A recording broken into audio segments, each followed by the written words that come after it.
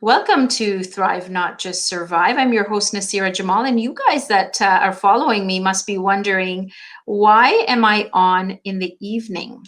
And usually, as you all know, I do my show at 10 a.m. Eastern Standard Time. However, today's guest is from California, and I wanted to ensure that I respect her time as they are 3 hours behind us. So I am on this evening, and happily so, because the lady I am going to be interviewing is so inspiring and so powerful that really I wanted to bring her on so that my audience can get to know her. And as you all know, I'm one of the speakers at the Empowerment Project that's coming up November the 6th to the 8th. And I get to speak amongst great speakers, and Dr. Deb happens to be one of them. So I feel very honored and privileged to have her on my show. So let's get her on and get this conversation started and find out what she's going to be sharing at the summit for all of you to gain knowledge and transform your life. Let's get this started. Hey, Deborah, thank you so much for joining me. For the first thing I want to thank you is just taking the time out of your day and sharing the light with my audience. So thank you for that. Thank you for having me on the show. Thanks. So Deborah, before we get started, obviously you and I are going to be speaking at this amazing summit that has been designed by women for women, and we're really, looking forward to it. But before we get started, can you tell us a little bit about who you are and how you sort of got into the work that you're doing? Currently, I just finished my doctorate degree, and I'm currently serving as a clinical therapist at an organization called Girls Inc. And that's all about empowering young girls to become strong, smart, and bold women. They have a lot of programs for that. I work on in the Pathways Counseling Center, the mental health side. So that's what I'm doing is my kind of day job. And they focus on community mental health. I've always been about what is the most leverage for guiding people into the most satisfying lives, knowing themselves as magnificent and knowing themselves as individuated, not separated individuals. How do we know ourselves as an interconnected whole that can be powerful together? So that's really kind of my background philosophy of life. I've done that for many years through different venues. So that's sort of, my background. That's amazing. In terms of like sort of the work and the knowledge and the expertise that you bring to help young women, start out on that amazing, powerful journey of finding out who they are and living boldly and successfully, I think is such an important aspect. I kind of want to lean some light on what COVID has done in terms of the mental health, and people are, finding themselves in a place of just disarray, because right. Unknowns, right? And so I guess from your perspective, working with people so that they can find that inner power, being would help in even situations where we have this unknown COVID around us, right? Can you kind of give me sort of an idea of how you're seeing that in the girls that you're working with? Are you noticing some sort of shifts? Yes. Initially, there's a lot of impact on the parents and the children in terms of, let's just summarize it as anxiety and depression and loneliness, the things you'd expect, the things you can read a lot about. What I'm discovering and focusing on to help these people, the children and the parents, is, this COVID thing has ripped us out of the structures that tell us when to get up, when to go to the bathroom, all those things. So I'm engaging with these people to activate their creativity and activate their deeper sense of self than what may be given just by the structures of society and the structures of public school. This isn't simple. It sounds easy to say it quick, like I'm saying it. It's not simple. It's made very deep questions come up for the parents and the youth and the program leaders of Girls Inc. and myself, everybody. None of us are exempt. But I'm continuing to focus on who are we without these things. So many students have to do their homework on their own. They have to figure it out. And who am I without somebody telling me, like I said, what to think, how, all of that. So it's, in my view, I think there's a potential for a huge awakening of creativity and collaboration. And I've seen that in some of the positive news things around COVID, like one place in Italy, I think it was Italy, where the neighbors across the courtyard were joining each other to do their morning exercise. Or one lady lowered down a glass of wine to her neighbor down below, and they talked to each other and had their evening, their cocktail hour together. And many, many, many other positive news stories like that people are using to stay connected, to stay affirmed, to keep all the positive things about being human alive. So that's what I'm doing my best to foster during these times. Right. And I think, again, I've always said when I started this show back in, I think, right when COVID started, was there's blessings in this, though we can't see them, right up front, but there is a silver lining to all of this. It's almost like a reset that had to happen for all of us to connect to who we really are, what we really are passionate about, our vision, our passions, the legacy we want to leave behind, and what do we really stand for in all of this. I think that, the almost like the construct, like you said, we knew when to get up, we knew to brush our teeth, we knew we had to go to work, this and that. It was all within a very structured way that we lived almost robotically. Right. This has now allowed us to kind of come out of that I don't want to call it a cage, but really this kind of structure, to come out to really spread our wings and figure things out in a creative way of what really works for us, because not everything works for everyone in the same way, right?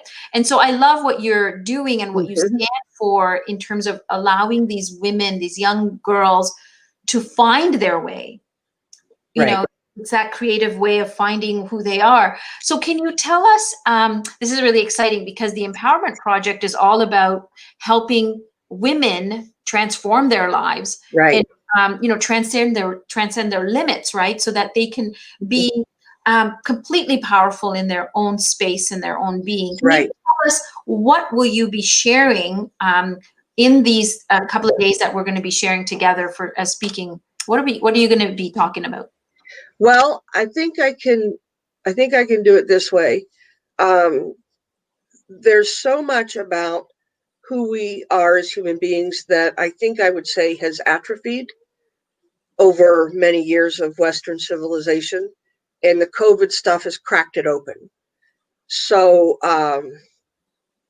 what I'm going to be talking about when I present on the Myers-Briggs is not like just information on the Myers-Briggs, but that it's a process that was invented in the 1940s by women who were not satisfied with the authoritarian structure of this is who you are. So they invented a way for people to explore their own natures. That's one thing. And when I talk about identity, I'm also going to talk about, well, how do you know who you are and why does it matter? And what are the fundamental frameworks? I'm going to call it that. I can't think of a better word right now. And to me, that's learning to trust yourself, discovering what's resonant for you, discovering what's life enhancing, understanding where identity comes from. And most people think our identities are the same across our lifespan, and they are not. And that we have a lot of power and say over our identity and our personality, which a lot of psychologists think they're the same. There's, these humongous territorial conflicts about it. I think they're different.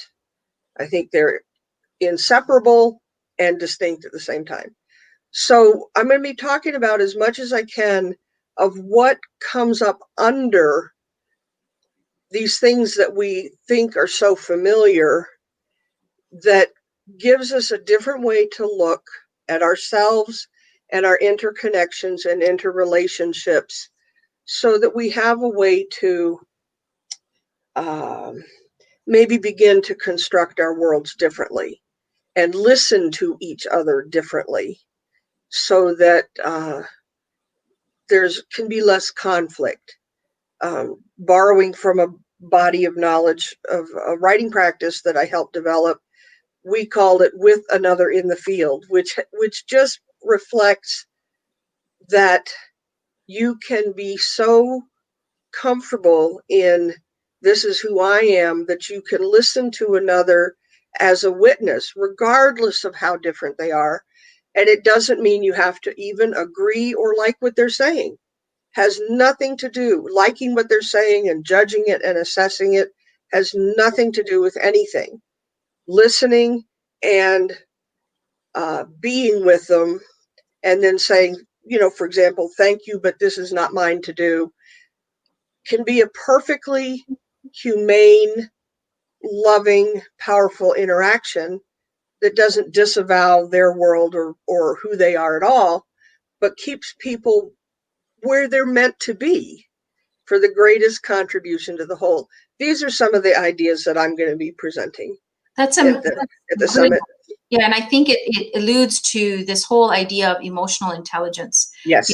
Right? Because that is something that, Yes. I mean, it is so powerful and so important once you understand, right? When you look at it from when somebody's speaking about their own values or their own opinions, and to have empathy towards them, whether you agree or disagree, has, like you say, has nothing to do with it. Nothing to do with just anything. The person for who they are, and whatever they believe or whatever they choose to believe is fine if you come from a place of high emotional intelligence. Because when you do that, right, you're coming from compassion, love, and empathy. And I think this is what the world needs right now more than ever before, and what we're seeing going on, right? So I'm so, I feel so privileged that I'm going to be amongst a leader like you. Well, that likewise. Is speaking in such a profound way on such a profound topic that is so needed right now.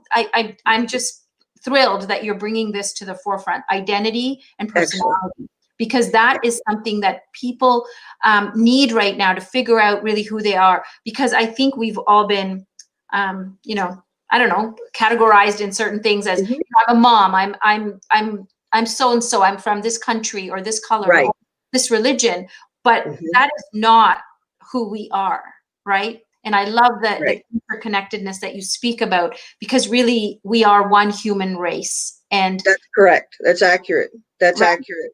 And who you are, like I'm a mom also. Who I am informs the way I express motherhood, which may be very distinct from how you express and manifest motherhood. But it allows us to listen to each other, celebrate each other, and say, oh, wow, let me borrow that from you. Or, no, that's not a fit, but thank you. I really am glad that's out there, And to go back to what you said about emotional intelligence, many of us in Western society have forgotten that intelligence does not mean intellect. There's emotional intelligence, sensory intelligence, a couple of others, and I forgot them, sorry. But we have several, probably a lot more than have been named so far. All of them have something to do with how we manifest ourselves in life, contribute to the world at large, and so forth.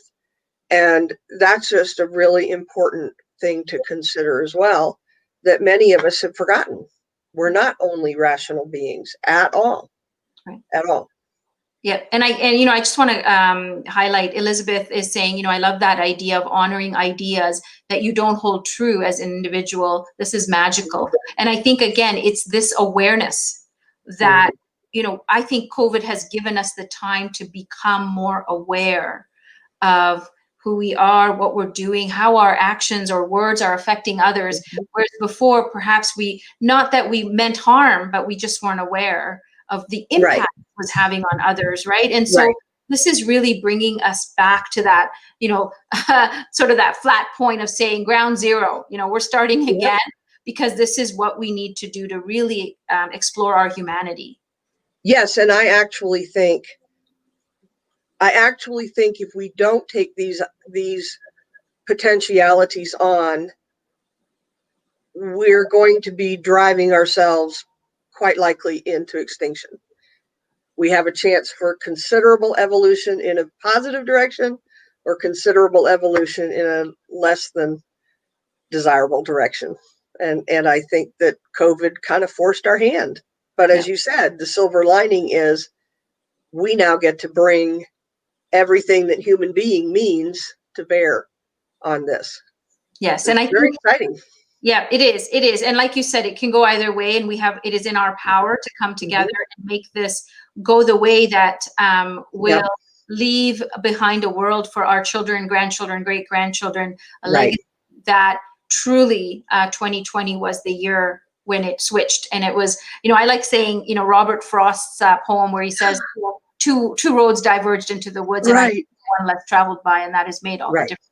And I hope to, and I know that we are powerful, we can come together. And that's why these summits are so important, because when you come around women, in this one, obviously it's just women, but with like-minded women that are powerful, that can lead others and guide others. And, it's not just about taking from others, it's about giving back. And this is where we can really make that impact that we all feel called to doing. I think there's a calling for all of us to make that difference. So I want to thank you for your time. I just think this is brilliant what you're doing, and I can't wait. I mean, I'm going to be watching and listening to every word you say at the summit, so take lots of notes. But thank you so much. I really appreciate your time, and I hope that whoever's watching, I actually want to just share how to get tickets. If you want to get tickets, you can go to facebook.com/Dr. Cheryl MD, and you'll get more information there about the summit. If you have any questions for Deb or me, by all means, put it in this thread. We're happy to answer questions, really help people along. So I want to thank you for your time, and I can't wait to see you November the 6th. Great. Thank you so much, Nasira. Thank you. So that was Dr. Deb Marchant. I mean, imagine you get to spend a few days with a woman with this level of knowledge and empathy that you can really transform your life in many different ways. So I invite you to share this video, like the video, hashtag live if you're watching live, hashtag replay if you're watching it on replay. Let's get this message out. Let's support each other. And from all of what I've talked about, I believe that we rise by lifting others. And this is our opportunity to make a difference in the world. So I invite you to join us at the Empowerment Project, November 6th to the 8th. Information is on the Facebook page, and I will put it in the comments as well. Wishing you a wonderful evening. Remember to be kind to yourself and to others. I'll see you again very soon.